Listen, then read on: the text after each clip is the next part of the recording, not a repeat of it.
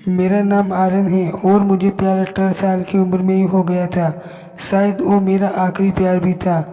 यह कहानी तब की है जब मैं क्लास 12वीं में था।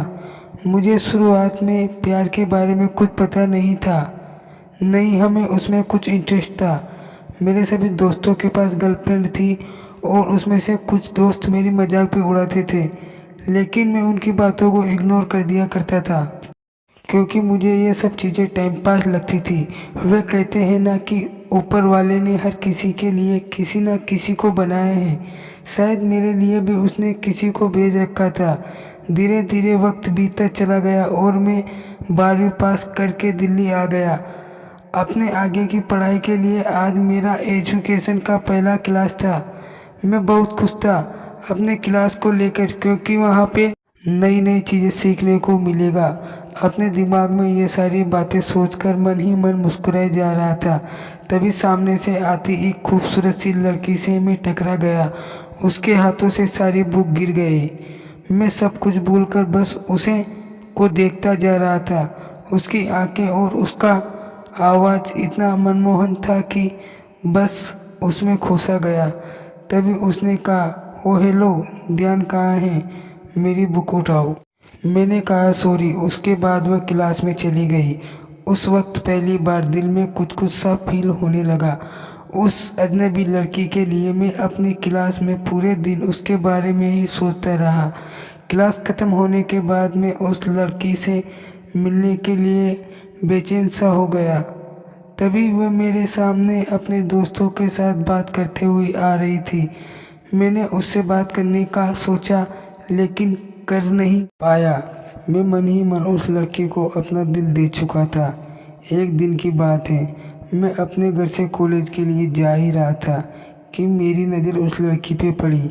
मैं भागता हुआ उसके पास गया और मैंने उसको हाय बोला। फिर कुछ देर बाद हम दोनों में बातें हुई और हम दोनों अपनी क्लास में चले आए।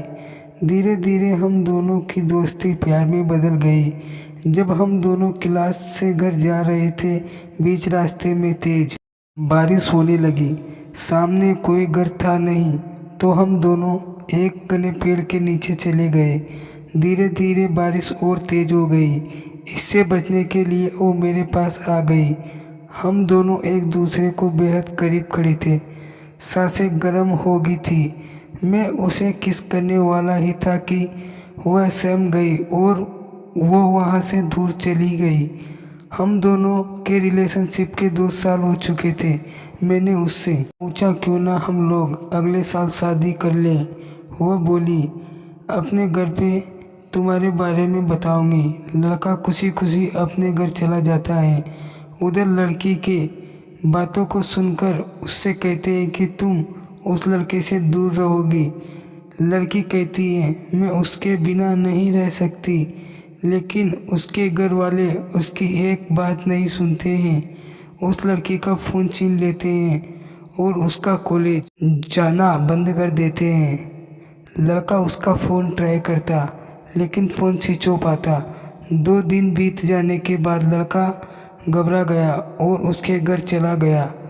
लड़की की मम्मी से पूछने पर वह कहती है कि वह अपनी नानी के घर चली गई है। सच तो ये था कि वह लड़की अभी भी घर पे ही थी। लड़का रोते हुए घर चला जाता है।